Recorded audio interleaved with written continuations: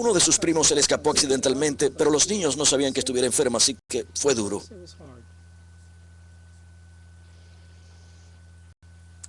La iglesia que Ruth y Sue entonces frecuentaban era mi iglesia también. Así fue como los conocí. Yo entonces estaba soltera y, como dije antes, había entregado mi vida a Dios. Me ocupaba de cuidar a los hijos de las familias, enseñaba en la escuela dominical. Estábamos mm, muy unidos en la iglesia y fue muy doloroso cuando Sue murió. Fue muy duro para la iglesia el ver morir a alguien tan joven y los niños tan pequeños. Pero unos meses después de su muerte, Rose y yo empezamos a salir y nos casamos. Yo nunca había estado casada antes ni había tenido hijos, así que me convertí en esposa, ama de casa y en madre adoptiva de la noche a la mañana. Y aunque estaba muy ilusionada, era un sueño hecho realidad porque siempre había querido casarme y tener familia. Fue duro. Pensaba que sería como Julie Andrews en la película La novicia rebelde. Y que todo sería más fácil. Eso es. No cantábamos Edelweiss. Sí. Sí, fue un gran desafío para mí. Y luego, con todo lo que había ocurrido y el modo en que Sue había muerto, no había superado todavía su muerte, sobre todo los niños, y querían a su madre. Así que, naturalmente, por un lado, estaba todo lo que conllevaba empezar una familia, pero a eso se unió su situación personal, lo que dificultó aún más las cosas para mí. Así que traté de ser la mejor esposa y madre posible. E hice todo lo bueno que se hace cuando eres protestante evangélica, todo lo bueno de leer la Biblia. Es rendir culto, escuchar cintas audio de formación, alabar a Dios, todo lo que se me ocurría, pero parecía que no era suficiente. No era capaz, como sabía que debía vivir, de ser entregada que debía ser en esa situación. Así que decidí ir a una librería cristiana católica y en lugar de pasar sin mirar por la sección católica, decidí mirar y ver lo que algunas de esas personas denominadas santos opinaban sobre la vida. Sabía que existían libros de santos, aunque no había leído ningún libro católico hasta entonces. No era anticatólica y me atraía. Solía visitar un santuario cuando era soltera. Era un hermoso santuario que sabía que era católico y allí rezaban el rosario. No me gustaban los tratados de Jack Chick ni nada similar, aunque estaba inmersa en mi teología protestante. Así que fui a esta librería y le pedí consejo a una señora muy amable. Le pedí que me aconsejara un libro de santos que no fuera muy arduo o difícil de leer. Entonces me enseñó Historia de un alma, de Santa Teresa de Lisieux. Ese fue el primer libro católico que leí. Empecé a ver cómo enfocó ella el sufrimiento y las tribulaciones de su vida, y por supuesto sus tribulaciones eran mucho mayores que las que yo estaba atravesando, pero aún así los principios eran los mismos. La idea de que el sufrimiento no solo puede hacer más fuerte a uno, algo que había aprendido como evangélica, muy cierto y verdad, sino también la idea de que es valioso y se puede incorporar en la vida, el llevar y abrazar la cruz que Dios te otorga. Y también que se puede ofrecer por la salvación de otras personas. Enseguida resonó en mi interior, supe que era verdad y empecé a practicarlo en mi propia vida como esposa y madre. Empecé a ofrecer mi sufrimiento y me di cuenta de que todo se volvía un poco más fácil. Entonces pensé, si los católicos comprenden esto, ¿qué otras cosas comprenden? Teresa de Lisieux mencionaba en su libro que su autor favorito era Thomas A. Kempis, así que compré su obra. No recuerdo el título. Imitación de Cristo. Imitación de Cristo, eso es, nunca lo había leído, es un clásico, pero Poco a poco.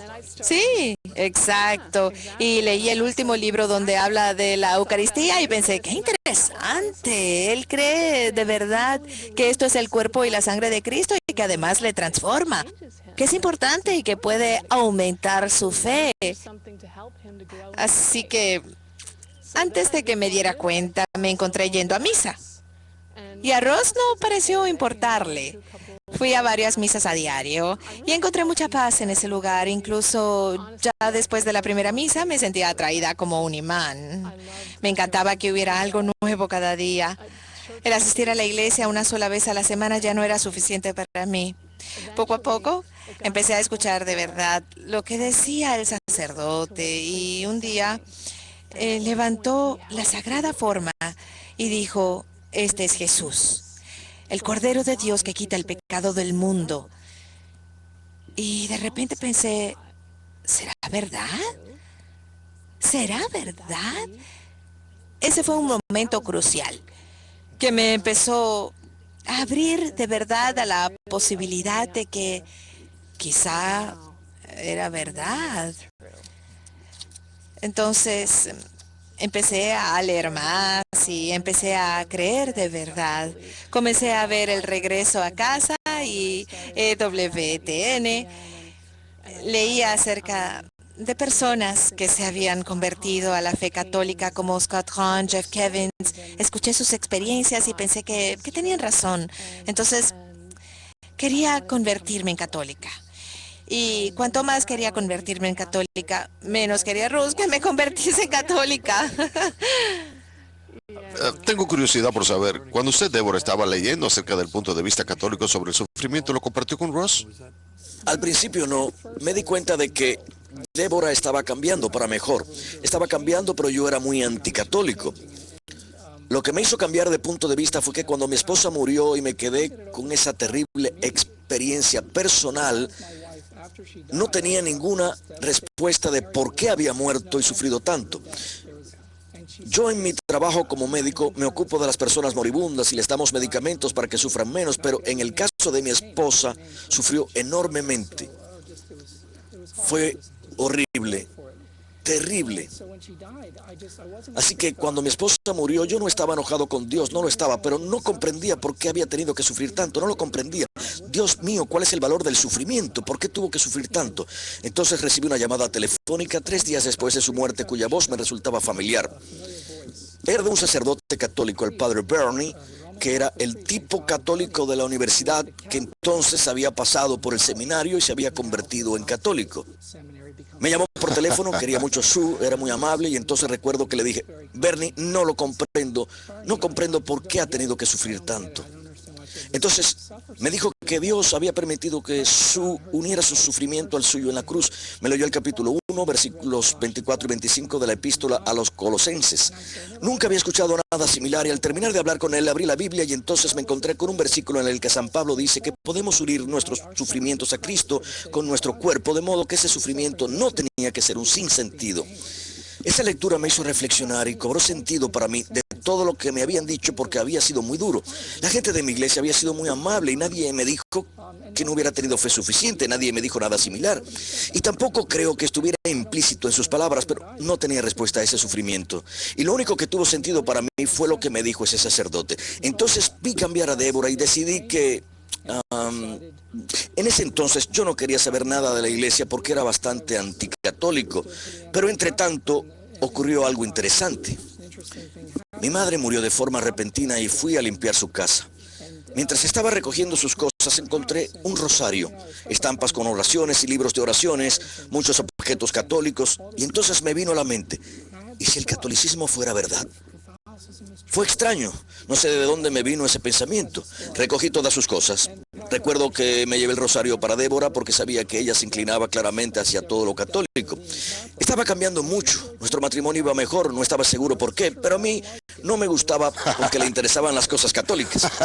La iglesia a la que asistíamos entonces como herramienta de evangelización decidió comprar entradas para ir a ver una nueva película titulada La Pasión de Cristo. Siempre me resulta difícil explicar esta parte de la historia.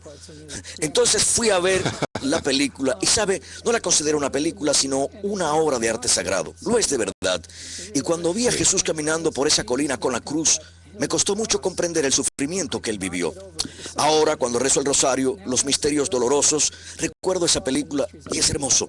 Me ayuda a visualizar cuánto sufrió Cristo por mí. Así que, mientras veía la película, todo el mundo estaba llorando. No veo cómo podría ser de otro modo. Y entonces me vino el siguiente pensamiento: Padre, si tú hicieras eso por mí, yo haría lo que fuera por ti. El siguiente pensamiento que me vino fue: incluso podría convertirme en católico. Lo que fue muy difícil decir porque era lo último que quería hacer, pero si tú hicieras eso por mí, yo podría incluso convertirme al catolicismo. Hasta hoy no he averiguado por qué ocurrió, si Mel Gibson utilizó un maquillaje especial o mensajes subliminales. Quizá las bolsas de palomitas de maíz estaban hechizadas, pero salí de esa película pensando que tenía que convertirme en católico, aunque no se lo dije a Débora. No quería decírselo, pero le dije que me dejara esos libros que había leído ella, como Cruzando el Tíber de Steve Ray u otros de Scott Hahn. Déjame echarles una ojeada, le dije. En esa época nos trasladamos a una nueva casa donde teníamos cable y un día ella estaba viendo EWTN. Entonces me llamó para que viera un programa con un sacerdote, el padre Corapi. Así que fui y lo vi y poco a poco empecé a leer todos estos libros y a tomar conciencia de que los primeros cristianos creían que Cristo estaba vivo en la Eucaristía. Cuando ellos celebraban la última cena, era la misa y Cristo estaba allí presente. Y yo había buscado a Jesús durante toda mi vida y entonces me di cuenta de que siempre había estado ahí en la Eucaristía. ¿Por qué no me lo había dicho nadie antes? Me enojé mucho. Recuerdo decirle a Débora: si esto es verdad, realmente voy a... No puedo decirlo en una cadena católica. Estoy más santificado ahora, así que estaba muy enfadado porque también averigüé que los católicos canonizaron la Biblia. Fueron los católicos los que nos transmitieron la Biblia. También es verdad que el canon bíblico no es el mismo para todas las iglesias, pero lo importante es que si esa iglesia nos había transmitido la Biblia, también podía otorgarnos la Eucaristía y continuar creyendo que Cristo está en la Eucaristía. Desde el principio creyeron en la Eucaristía. Así que si creyeron en esa iglesia que Cristo comenzó y que las puertas del Hades no prevalecerán contra ella, entonces esa misma iglesia podía continuar existiendo hoy en día. Recuerdo bien que estaba en el borde de la cama leyendo acerca de la Eucaristía y me di cuenta que esto era lo que había estado buscando toda mi vida. Había pasado toda mi vida buscando a Jesucristo y haciendo lo que fuera para vivir más cerca de Él, porque quería vivir más cerca suyo y en la iglesia. Así que nos reunimos con el párroco de nuestra iglesia y convalidaron nuestro matrimonio. Fui a confesarme, no sé lo que me ocurrió, pero al finalizar yo era una persona transformada. Lo era. La gracia de Dios se volcó en ese sacramento. Después recibimos la Eucaristía, una vez que convalidaron nuestro matrimonio, y recuerdo que después de recibir la comunión, después de 35 años, Jesús me dijo: me has estado buscando durante todo este tiempo. Estoy aquí.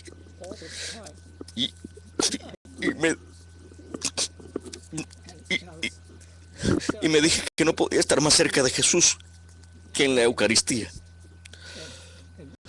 Todo ha sido maravilloso desde entonces, no dejamos de recibirlo. Continuamos acercándonos más a Él a través de los sacramentos de la iglesia. Alabado sea Dios. Vamos a hacer una pausa, pero antes quería preguntarles algo más.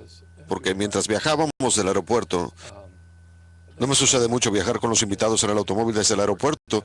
No me había dado cuenta en qué medida está usted involucrada en la labor del sitio web de la cadena internacional de Regreso a Casa, porque usted participa en los debates. El chat, ¿sí? El chat. Los miércoles por la noche, sí, lo comenzamos, y el foro es una magnífica oportunidad para quienes están interesados en la iglesia o que simplemente tienen preguntas. Los administradores del foro son muy amables, nunca le harán un comentario desagradable. Y si alguien tiene curiosidad, es un lugar magnífico al que acudir. Si están interesados, visiten chnetwork.org. Esa es nuestra dirección, chnetwork.org. Una vez allí verán los grupos de debate. El objetivo del sitio web es proveer una red para aquellas personas que están en proceso de convertirse a la Iglesia Católica y ayudarles en dicho proceso. Sí, eso es lo que es como una familia virtual. Para tener a alguien con quien hablar durante el proceso. Sí, es como una familia virtual, nuestra familia virtual. Pues muchas gracias, vamos a hacer una pausa y volvemos en unos momentos con sus preguntas para Deborah y Russell. Regresamos.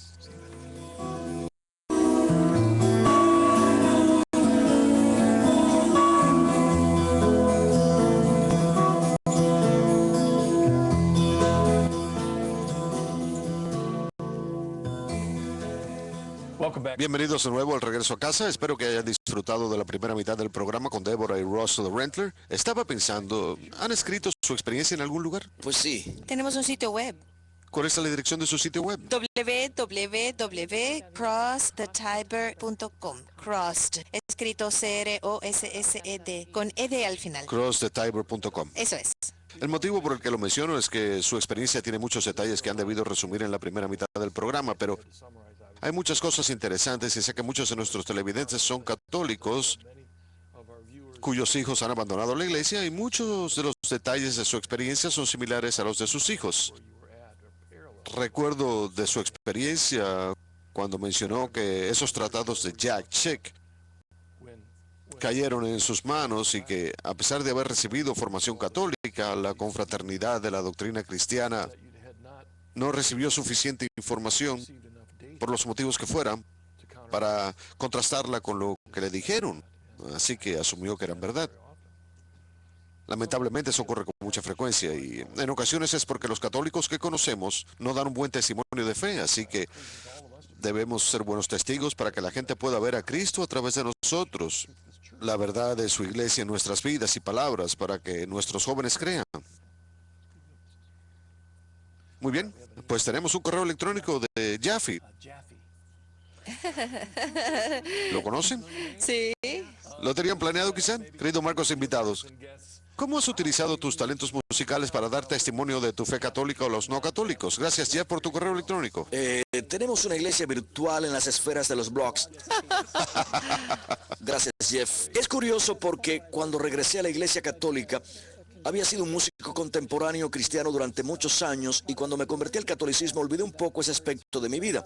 Aunque tampoco necesitaba llevar la guitarra a misa y decir que ahí estaba Señor y que me podía enviar a evangelizar. No quería ningún protagonismo, quería recibir la Eucaristía, comprender el catolicismo y dejar atrás mi talento musical y mi guitarra en casa. Pero es curioso porque últimamente el Señor me ha transmitido algunas canciones, así que he escrito algunas. Y hoy en día, gracias a YouTube y a Internet, puedes escribir una canción, rodar un video y publicarla en YouTube. Ahora, por ejemplo, tengo una canción que es número 1 en lovestobecatholic.com. Ha sido número 1 durante 4 semanas. El Señor me ha dado esta oportunidad. Lo otro es que hay muchas cosas que se pueden decir con humor y mis canciones tienen ese toque humorístico. No quiero ser negativo, pero algunas pueden resultar algo pesadas.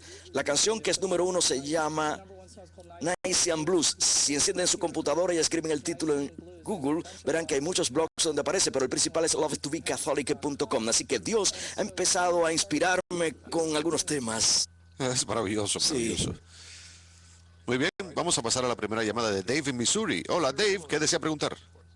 Hola, Marcus. Es la tercera vez que llamo al programa. Bienvenido de nuevo.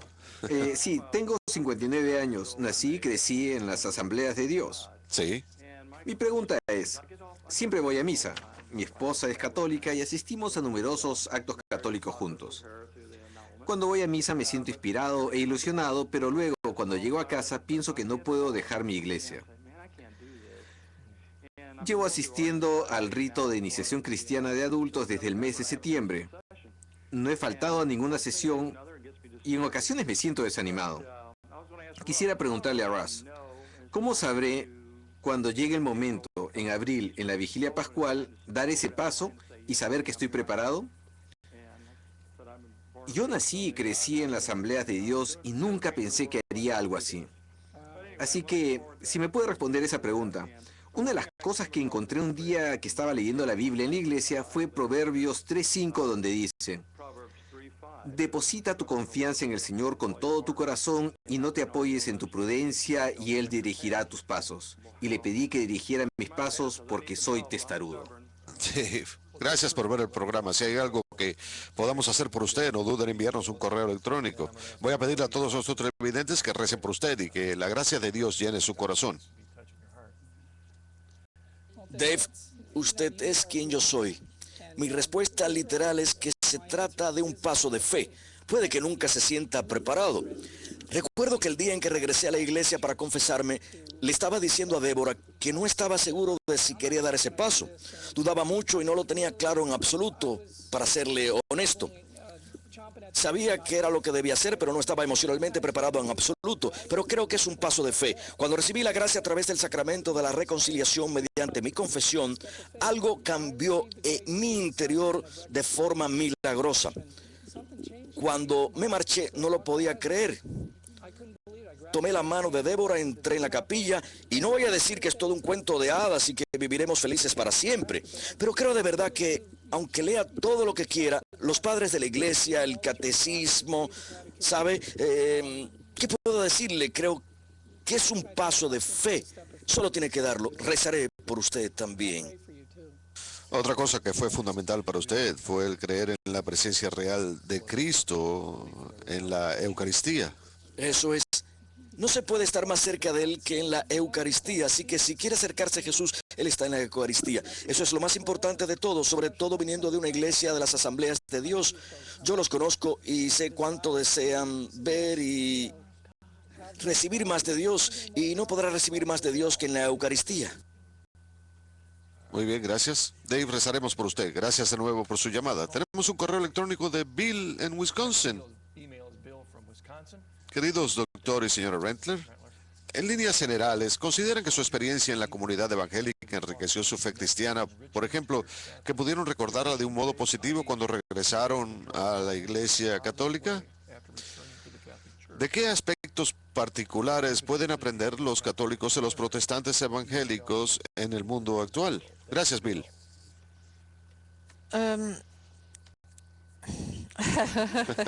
Honestamente, Bill, ojalá siempre hubiese continuado siendo católica. Cuando conozco a un católico de nacimiento que vive su fe, pienso que ojalá yo fuera esa persona que nunca me hubiera marchado de la iglesia y que siempre hubiera recibido los sacramentos.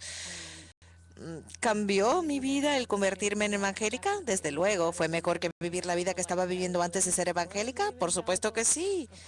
Pero ser católica significa una plenitud que nunca había tenido antes. A Ross y a mí nos gusta decir que todos tenemos un hueco con la forma de la Iglesia Católica en nuestro corazón.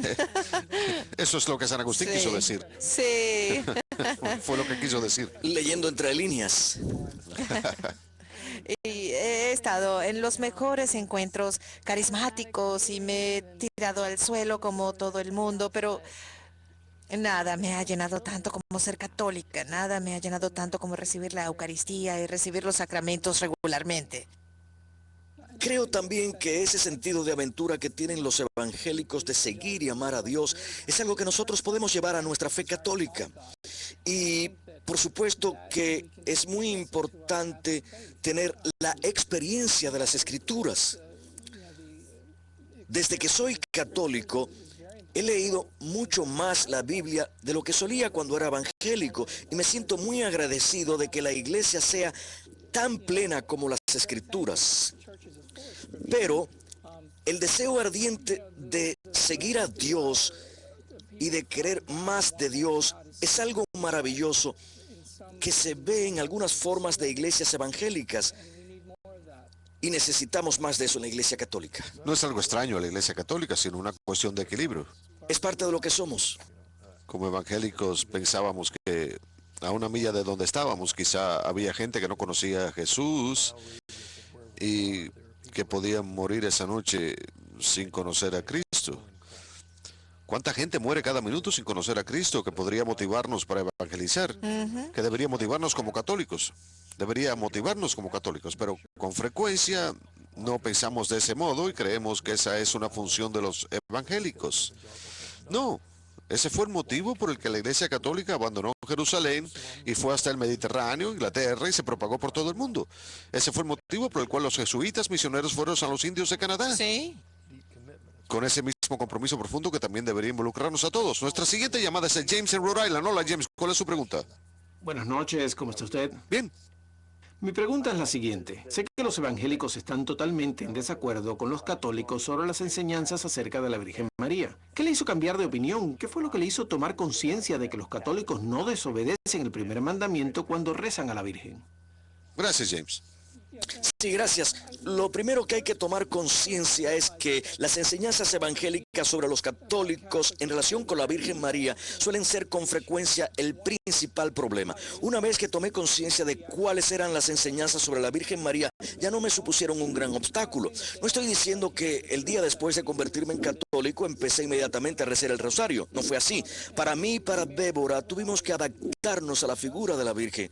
Pero una vez que leí lo que los padres de la iglesia habían dicho sobre la Madre de Dios y de leer lo que la iglesia había dicho sobre la Virgen a lo largo de la historia, me di cuenta de que no era un gran obstáculo para mí. Así que lo que hicimos fue leer lo que los católicos dicen sobre la Virgen María, en contraposición con lo que nos habían dicho sobre ella. ¿Comprende mi postura? La idea de que adorar a la Virgen María o a los santos fuera un pecado no fue algo que se redescubriera en la Reforma y que se hubiera olvidado durante 1500 años desde las Escrituras. La realidad es que fue la Iglesia la que siempre enseñó que no se debía idolatrar a la Virgen o a los santos. Encuentro interesante que en ocasiones el término adorar se utiliza en ese contexto, si uno se remonta a 600 o 700 años, pero el uso que hacían de él es distinto del que pensamos hoy. Y ahí es donde surge la confusión. En ocasiones un evangélico tomaba una cita de hace 500 años porque un santo había utilizado el término de adorar para referirse a la Virgen. Pero él no lo estaba utilizando en el sentido en que pensamos hoy. Con frecuencia es un problema de terminología, porque lo hemos dicho muchas veces en este programa.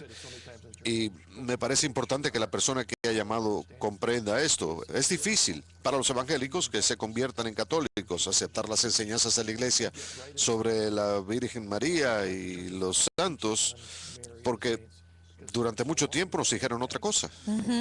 De ideas negativas. Tarda tiempo en adaptarse, lleva tiempo, así que rezamos por aquellas personas que se han convertido en la Iglesia Católica. No se acepta inmediatamente todo enseguida, sino que lleva un tiempo comprender y asimilar las enseñanzas. Tenemos un correo electrónico de Cristóbal, de Pensilvania. Queridos Marcos e invitados, que Dios bendiga a EWTN y a ustedes tres. Los evangélicos no católicos hablan de las 4 leyes espirituales. ¿Pueden explicar cuáles son? ¿Se oponen en algún sentido a la doctrina católica? Gracias, Cristóbal. ¿Estaban ustedes de acuerdo con las 4 leyes espirituales? Sí, que Dios tiene un plan maravilloso para nuestra vida, que nosotros somos pecadores y necesitamos a Dios, que existe una separación entre nosotros y Dios y que Jesús colma esa separación. ¿Son esas las 4 leyes? Si las recuerdo bien de mi época de los tratados. Creo que no hay nada inherentemente malo en ellas, no son incompatibles con la doctrina católica, pero la doctrina católica es mucho más plena que esas leyes y conlleva muchas más implicaciones. El problema con las 4 leyes espirituales es que se pueden decir y al llegar al final hay una oración y una vez que las rezas, aceptas a Jesús, piensas que ya estás preparado. Ya estás preparado. Nosotros creemos a través de las escrituras que hay más que esas leyes y ese es el problema que tengo con las leyes espirituales. No tienen nada malo inherentemente en ellas, pero en la fe católica hay más que eso. Sí, con esa sencilla fórmula, no hay ninguna mención de la iglesia, no hay ninguna mención de los sacramentos, no hay ninguna mención de la gracia. Hay muchas cosas que se quedan fuera, así que como semilla está bien. Sí. Dentro del contexto de la plenitud de la fe, que es lo que tratamos de hacer en el programa de regreso a casa de EWTN, llegar a la plenitud de la fe y no dejarlo como una cuestión entre Jesús y yo, entre yo y Jesús.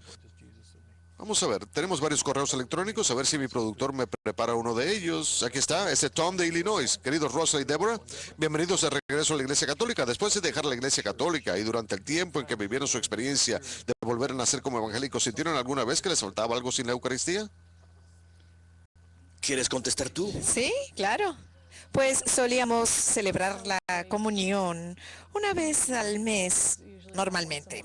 En general, no sentía que me faltara nada, porque era tan joven cuando abandoné la iglesia, pero siempre tenía un sentimiento de anhelo. En los círculos carismáticos siempre quería más y más de Dios y yo entonces no sabía lo que significaba necesariamente. Pero puedo decirle que como católica no siento que tenga sed de Dios, porque sé que si quiero más de Dios, puedo ir a misa y tener todo lo que quiera de Dios. Así que sí creo que existía ese sentimiento, pero no lo reconocí como que me faltara la Eucaristía. Estoy segura de que eso era lo que necesitaba, porque ahora me siento plena. Ese anhelo ya no está ahí. Lo hemos hablado muchas veces y ahora ha desaparecido. Y no es que viva siempre unas experiencias místicas impresionantes cada vez que voy a misa o cada vez que recibo la Eucaristía, pero me siento completa en la Iglesia Católica. Sí, otro de los temas que ha mencionado en su recorrido de fe es el sufrimiento. Me gustaría volver a ese tema. ¿Cómo se comprende el sufrimiento? Una de las maneras contemporáneas de abordarlo es utilizando un clasificador con separadores. Eh, ¿Dónde se coloca? ¿Cómo se comprende? Y con frecuencia tenemos esos otros maestros ahí fuera que nos aconsejan dónde colocarlo de un modo que no es necesariamente útil o verdadero. Así que la gente se pasa la vida entera con esa mentalidad equivocada, como fue su caso. Parece que dejaron una pregunta sin responder. Bueno, pues la Iglesia Católica tiene una sección específica en nuestro clasificador, una interpretación específica, lo que no significa que sea necesariamente fácil de comprender el sufrimiento. No es una respuesta aritmética sencilla. Pero tenemos un modelo magnífico. Cristo sufrió y como Él sufrió, ¿quiénes somos nosotros para pensar que no lo haríamos? En otras palabras, Él nos enseñó el modo en que debíamos vivir, así que debemos decirnos que debemos vivir como Él. E incluso las Escrituras dicen que debemos participar de sus padecimientos hasta llegar a ser semejante a Él en su muerte. ¿Qué pasó con ese versículo cuando estaba atravesando por todo ello? Así que Cristo es nuestro modelo. Él sufrió y debemos comprender que nosotros también sufriremos en la vida. Esta es una cuestión difícil.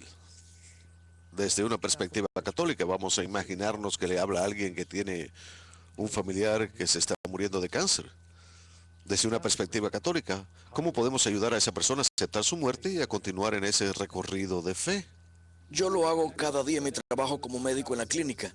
Lo que trato de decirles es que la eternidad existe sobre la base de que Dios es real y está vivo. E invito a esa persona a acoger la fe que tiene. Yo no trato de convertir mis pacientes al catolicismo, evidentemente. Pero lo que trato de explicarles es que Cristo les ha precedido, que Jesús sufrió lo que ellos están sufriendo, que no es un sufrimiento en vano y que tiene un valor. Y a la gente le ayuda cuando se lo digo. En medio de sus tribulaciones, yo solo trato de ayudarlos.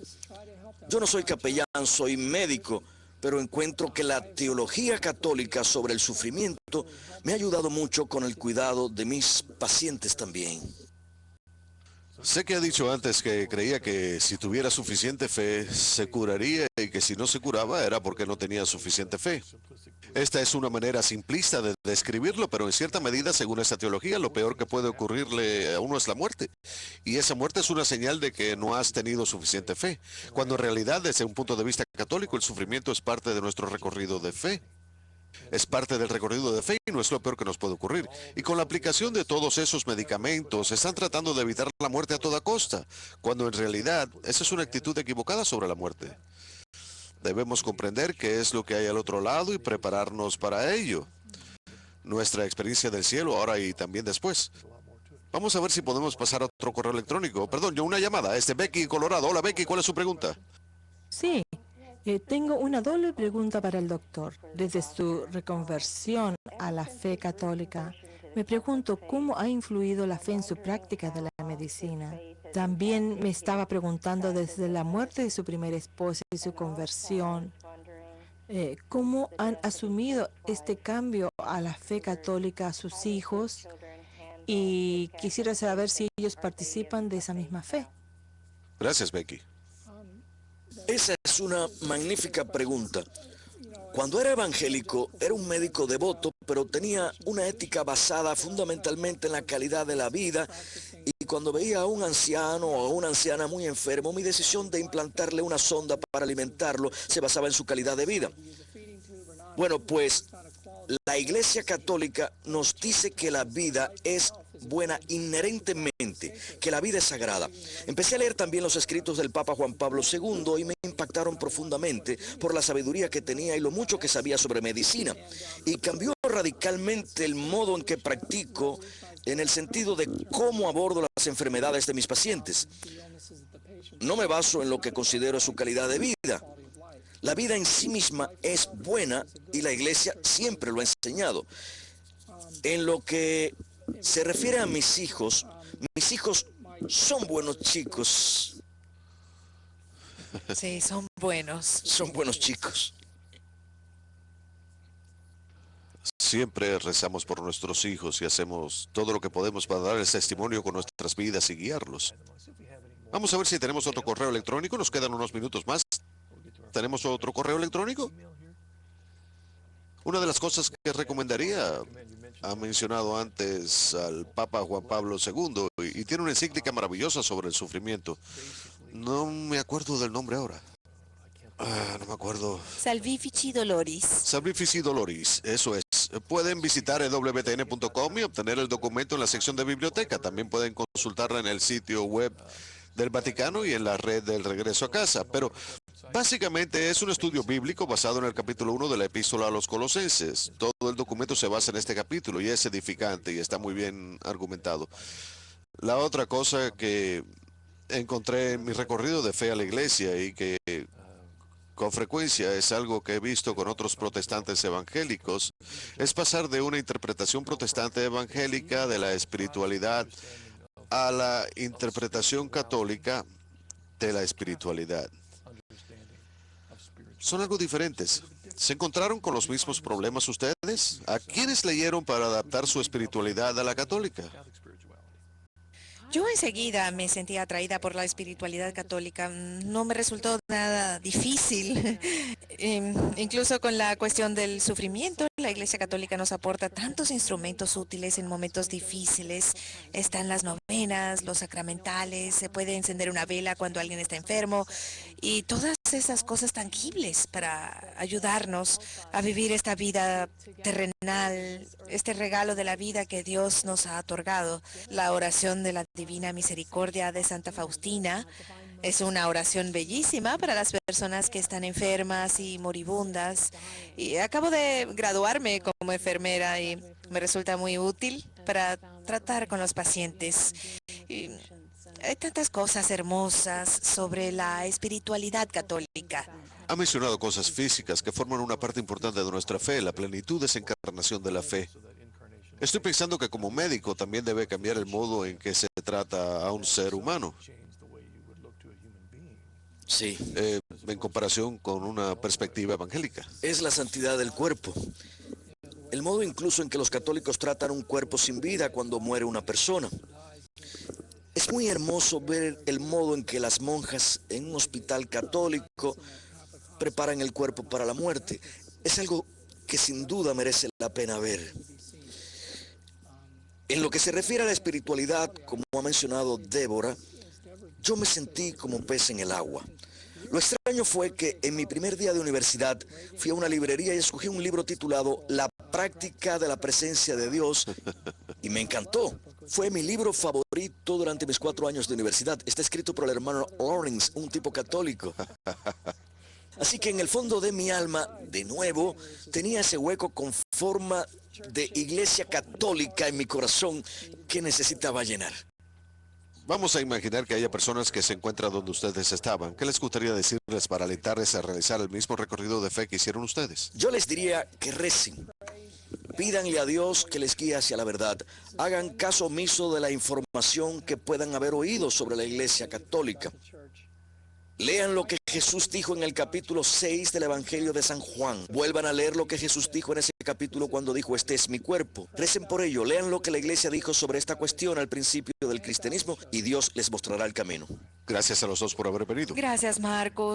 Gracias. Gracias, Rosa, usted también. Gracias por su labor, por su música. ¿Cuál es otra vez la dirección de su sitio web? www.thetiber.com. Muy bien. ¿Tienen blogs, chats? Sí, enlaces a blogs y chats. La música de Ross, que toca en las iglesias, damos charlas. Muy bien. Gracias por haber venido al regreso a casa y por su Gracias. testimonio. Gracias, Marcos. Y por su difícil labor en el campo médico aplicando su fe. Continuaré rezando por ustedes. Gracias por haber estado con nosotros en el regreso a casa. Rezo para que este programa les haya servido de aliento, sobre todo si están pasando por momentos de sufrimiento en sus vidas. Tenemos unos amigos aquí que están con ustedes. Que Dios les bendiga. Hasta la semana que viene.